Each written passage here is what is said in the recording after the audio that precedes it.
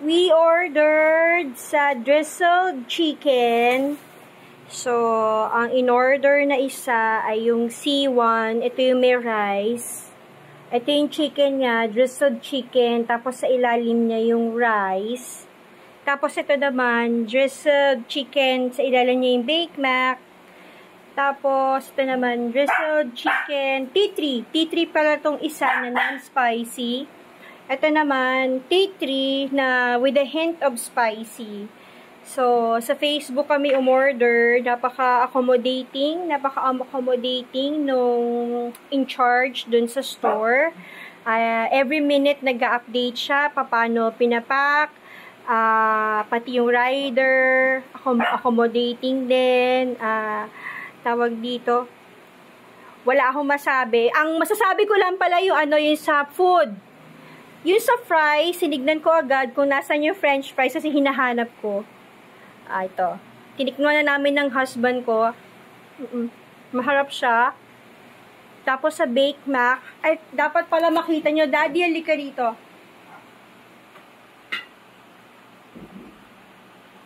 Yes. Yan. Titikman na namin ngayon yung food. Ito yung Bake Mac. Siyempre kami sa food namin kasi baka pag yung food nung dalawa magalit ka sa amin. At ito muna, Daddy, tignan. First bite. Bake Mac. Bake Mac. Sarap. Masarap. Pero meron niya, ito yung pinaka-sauce niya. Ang sauce namin, snow cheese. Ako, titigman ko rin yung Bake Mac ko. Ako naman, yung in-order ko yung with the hint ng spice. Doon sa chicken, yung Bake Mac ko.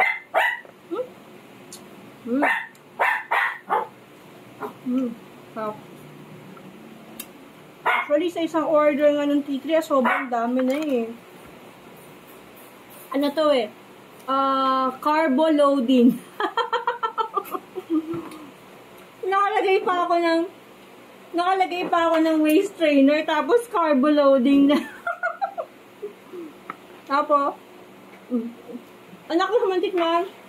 Pilig man nga anak ko. Hindi. Dito ka, silip ka. Hindi na po ha, mama. Tignan ko pala yung chicken ko, guys, kasi yun sa akin with a hint ng spicy.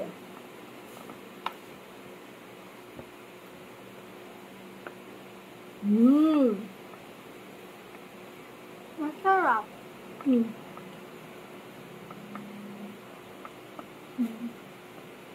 Ano? Ano sabi mo? Masarap siya. Yung Bake Mac? Yung Bake Mac, yung chicken. Tignan mo yung chicken. Masarap yung chicken. Lasado mo talaga yung ano na. Hindi mo naman binuksan yung sauce kasi may sauce niya. Siguro mamaya na lang. Yung bunso ko nasa taas pa. Ay, nalaglag na.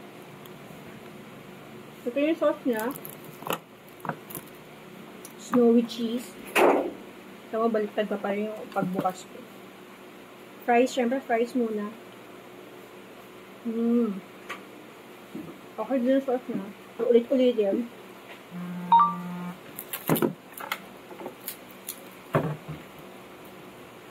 May konting anghang. Hindi mamaanghang, pero may hint. Kasi nga may hint lang talaga. Wala chicken yan. Hindi naman siya ganun talagang paanghang. Masarap. Lalo na kapag gusto niya magmukbang-mukbang, order kayo dito sa drizzled chicken. Try nyo. Masarap. Masarap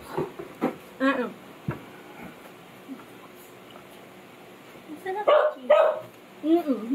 Lasa mo yung flavor. Tignan mo yan. Ito yung sa'yo. Ito yung bake na. Kasi makmix yung rice kasi. Gusto mo tikman yung sa'yo. Kabaka niya mo. Kaya nga, yung dog ko kumakain. Kakain dyan si Moy Moy. Guys, I want you to meet Moy Moy. Pengi daw, Daddy. Bigyan ko na. Isa pa daw. Hindi daw nakita na sumubo si Moy Moy.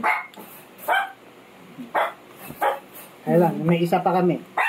Yung isang naririnig nyo, yung bungahera. Si Pipay. Shitsu. Yung Bake Mac, tama lang yung lasa niya. Hindi ka mauuyam. Hindi ka mauuyam. Doon sa flavor ng chicken. Gusto ni Milo. Hop. Baba ka lang, baba. Yung mga mukbang-mukbang. Kung gusto nyo ayaw nyo magluto, order kayo sa kanila. Sit down lang. Kaya kung kunin sa pipa. Ay na, kinuha na yung isang makulit.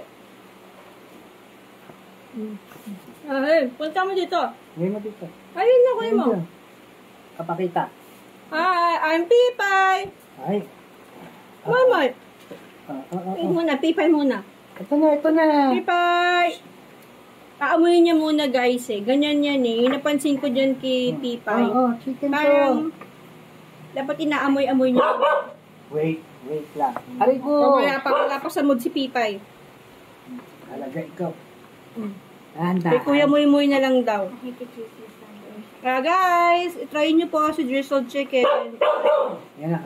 Isa siyang experience na pwede nyo balik-balikan. Ay, ayaw. Gusto nyo balik-balikan. Ayaw niya na. Ito compliment yung mga lasa nila. Masarap. Bye-bye! Kain na kami. Bye-bye!